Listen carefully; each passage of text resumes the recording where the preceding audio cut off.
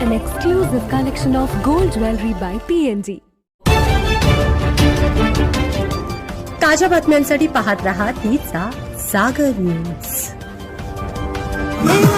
सहकार मंत्री माननीय नामदार श्री अमितजी शाह,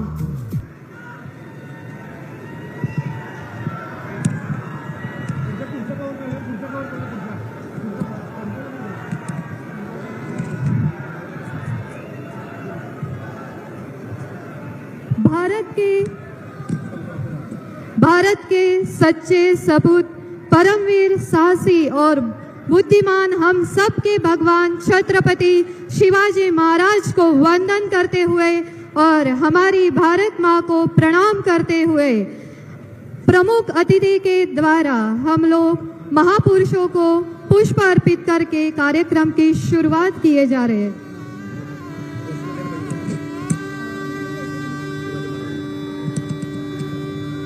बोलो शिवाजी महाराज की, शिवाजी महाराज की.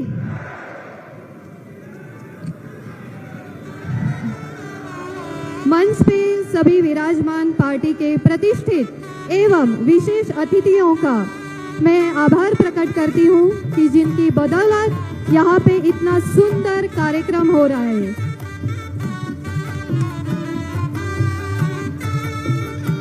हमारे प्रमुख अतिथियों का स्वागत हमारे प्रमुख अतिथि माननीय श्री अमित भाई शाह, इनका स्वागत मैं आमदार सुधीर दादा गाड़गे, जिलाध्यक्ष प्रकाश डंग और माननीय नामदार सुरेश बाबू खाड़े.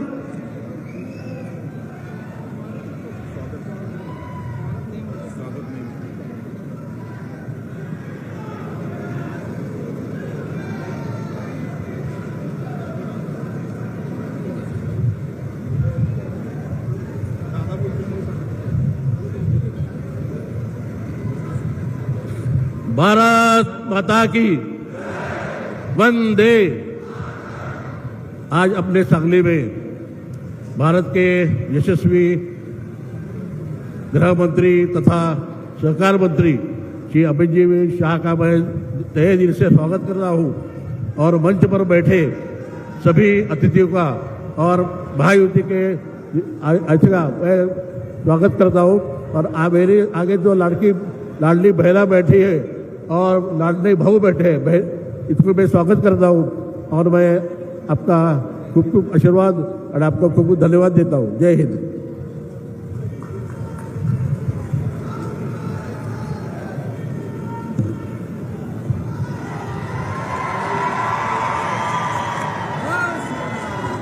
मेरे साथ बोलिए, भारत माता की. क्यों भाई, क्या होगा सांगली वालों की आवाज को? महायुति की सरकार बनानी है या नहीं बनानी है? सुधीर दादा को जिताना है या नहीं जिताना है? तो ऐसी आवाज नहीं चलती. मेरे साथ दोनों हाथ उठाइए, उठाइए दोनों हाथ. विजय के संकल्प की मुट्ठी भींचिए और प्रचंड आवाज से बोलिए, भारत माता की जय जय जय जय जय शिवाजी, जय जय जय जय जय भवानी. मंच पर उपस्थित मेरे मित्र और पूर्व सांसद श्रीमान संजय काका पाटिल जी, श्री काका कहाँ गया? काका आगे आओ, ताली बजाओ भाई काका के लिए बजे. हमारे श्रम मंत्री सुरेश बाबू खाड़े जी, सुरेश बाबू आगे आओ. और आज जिनको जिताने की अपील करने में आया हूं, हमारे उम्मीदवार सुधीर दादा गाड़गिल जी. जोर से ताली बजाओ. और आज इस विराट सभा में अभी तक लोग आ रहे हैं, आए हुए प्यारे भाइयों, बहनों, माताओं और मेरे जिगर के टुकड़े जैसे युवा मित्रों, आप सभी को नमस्कार। सबसे पहले मैं सांगली के गणेश जी को प्रणाम कर मेरी बात की शुरुआत करता हूं।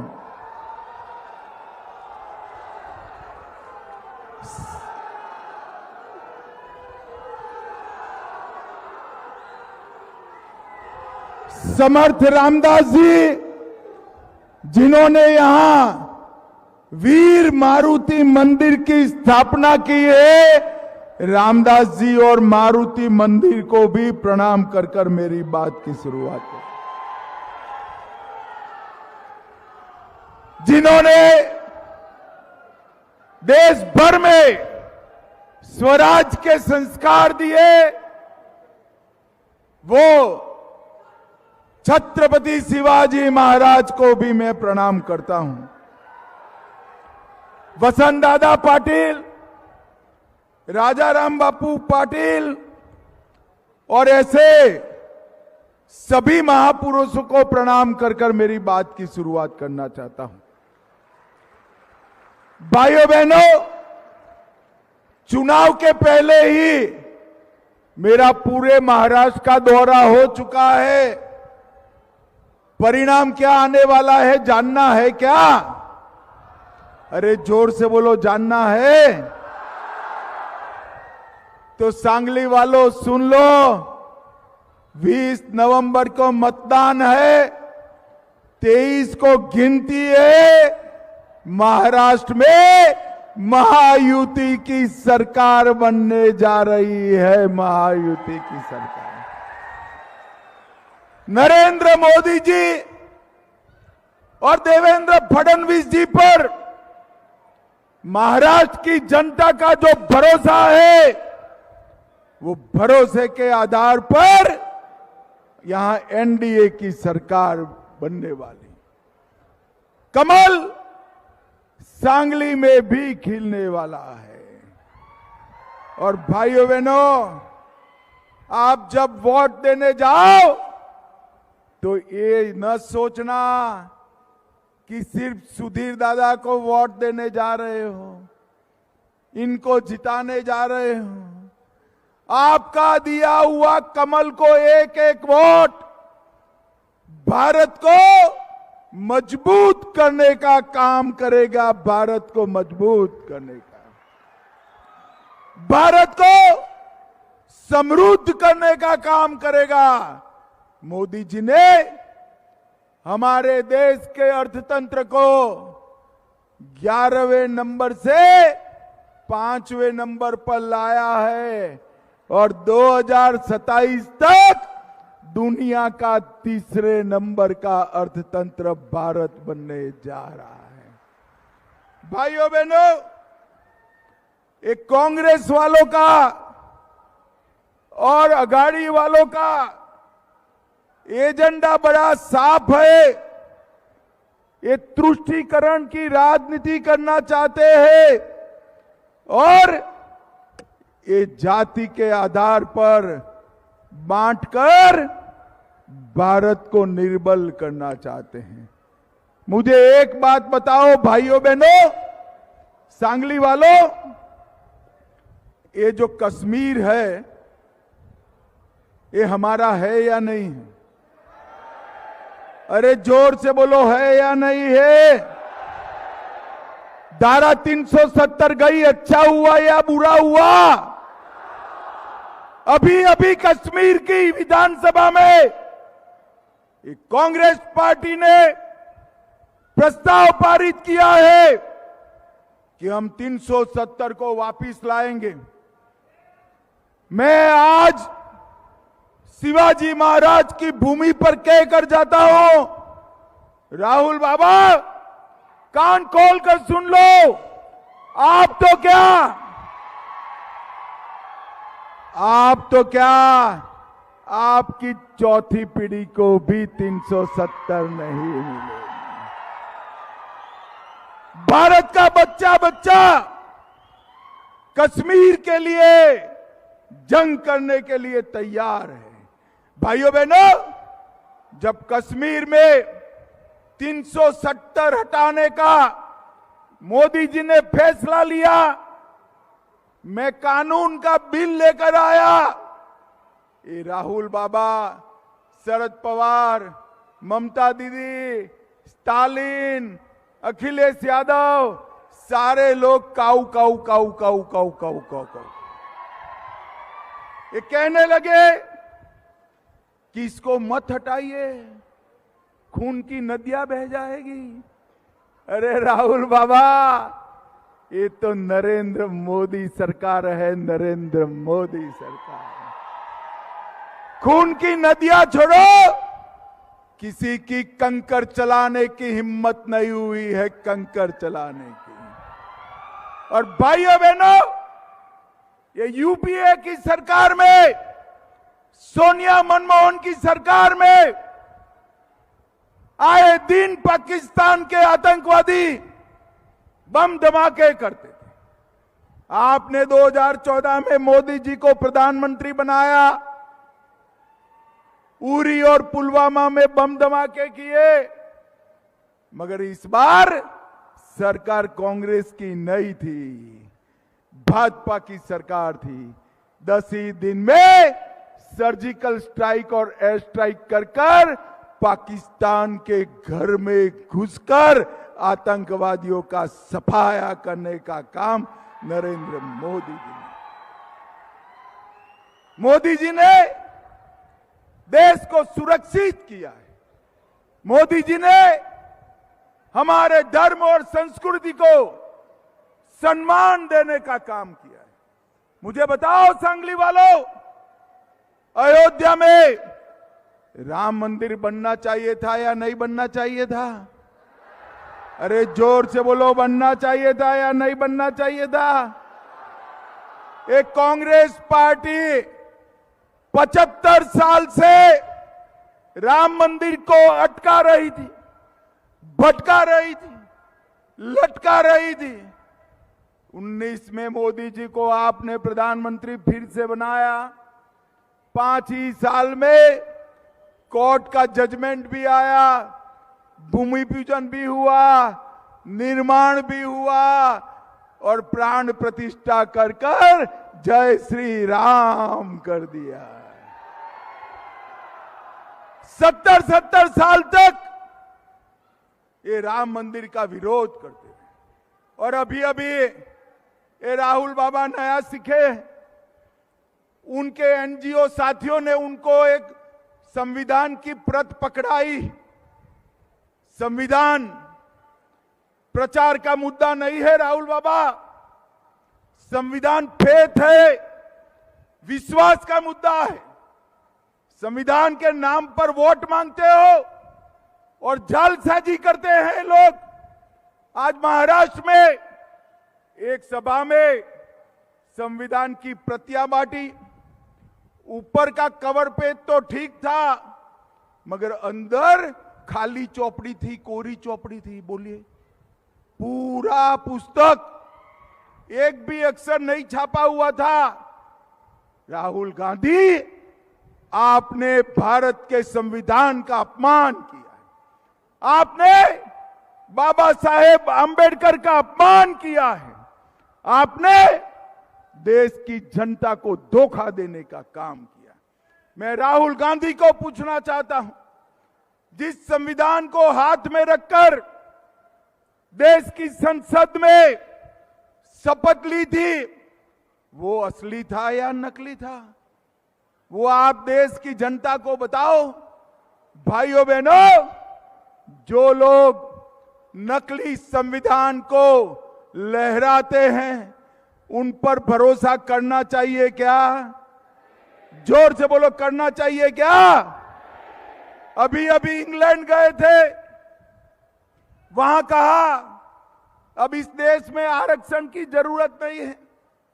राहुल बाबा, नरेंद्र मोदी सरकार चल रही है, किसी माई का लाल की हिम्मत नहीं है संविधान को हाथ लगाने की। किसी को आरक्षण को हम छूने नहीं देंगे। एसटी, एससी और ओबीसी का आरक्षण जस का तस रहने वाला है, उसको हम हटाने नहीं देंगे। भाइयों बहनों, मैं यहां आया हूं तब शरद पवार जी को पूछना चाहता हूं और कांग्रेस पार्टी को भी पूछना चाहता हूं कि आप दोनों, पृथ्वीराज चौहान भी वहां मंत्री थे, यूपीए सरकार में 10 साल मंत्री रहे, आपने महाराष्ट्र को कितना रुपया दिया? 2004 से 14 तक महाराष्ट्र को शरद पवार जी और पृथ्वीराज चौहान ने 1,91,000 करोड़ रुपया दिया। कितना दिया भाई? 1,91,000 करोड़। जोर से बोलो, कितना? अब 4 से 14 पवार साहब रहे और 14 से 24 मोदी साहब रहे।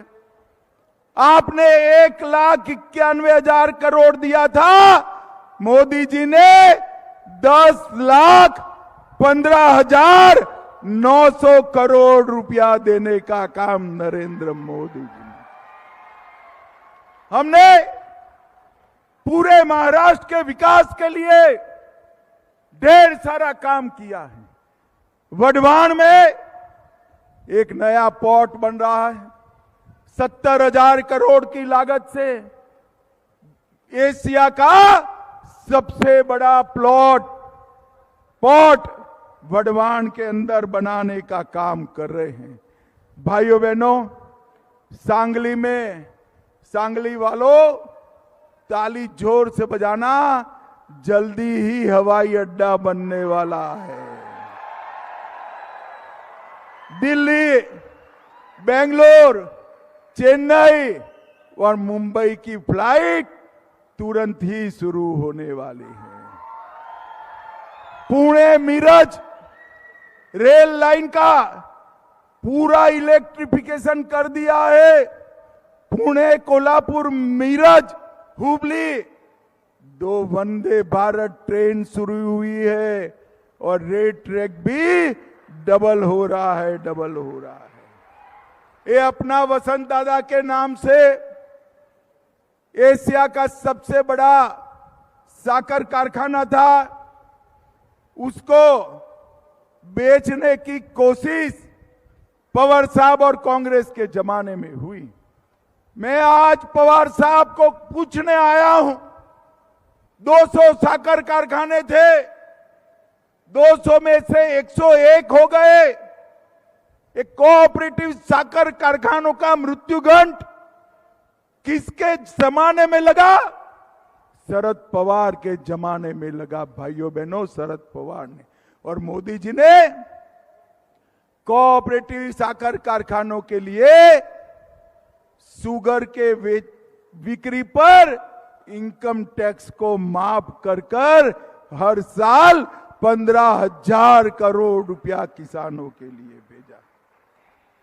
यहां पर ढेर सारे हवाई अड्डा, Shivaji stadium, civil hospital project, इसकी भूमि उसमें घपले करने का काम कांग्रेस के व्यापारियों ने किया है।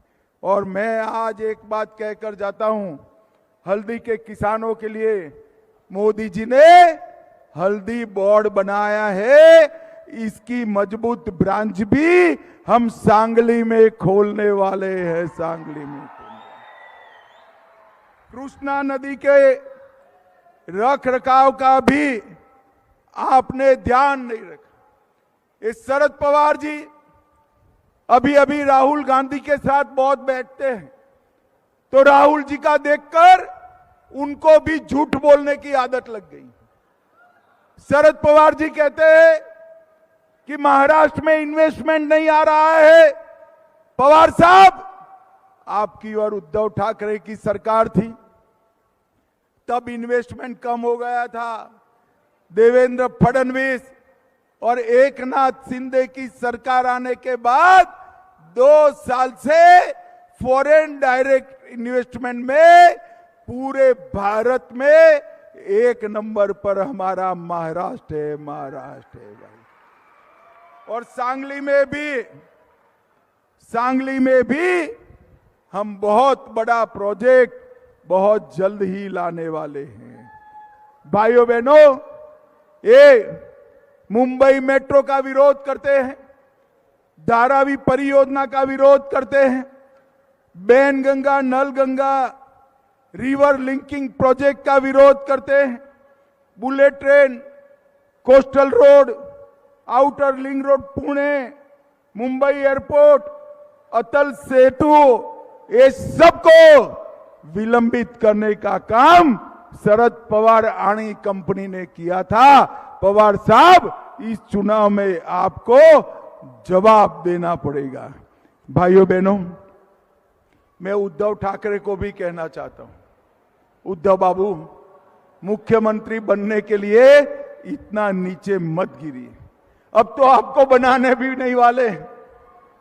संभाजी नगर नाम रखने के लिए आप लोगों ने विरोध किया।